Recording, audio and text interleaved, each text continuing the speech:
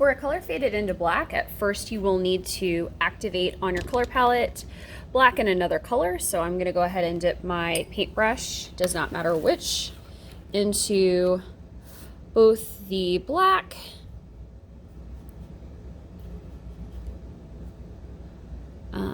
and then the other color I'm gonna use. Okay, so I'm just trying to activate these on my color palette real quick. All right, so I think I'm gonna do purple and black for this.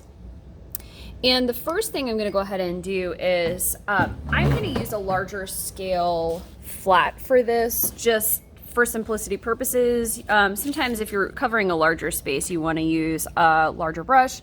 I'm also using a flat because I'm painting in a rectangular shape. So I'm gonna load my brush up with black. So I'm gonna start with that first. And I am gonna fade this out to the white of the paper. Okay, so I only have one dip and I'm gonna fade it out. Okay, reason being, black is a very dark color. Okay, so I'm gonna rinse and blot on my paper towel. I'm gonna pick up my color, which just happens to be purple. Okay, and I'm gonna bring it in from the other side.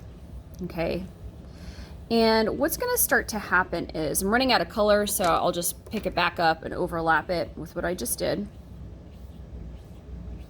Here we go. Gonna redip in my color and overlap what I just did.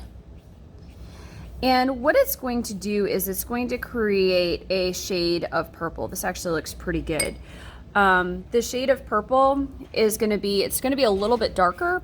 And so you can see how it goes from just black into purple. We've got like darker tones of purple here. With the purple, I did overlap my color a couple times. So I did one dip into my purple, then did another and overlapped it, did another, just to cover up that black in the middle there. And that's how you can do a shade of a color.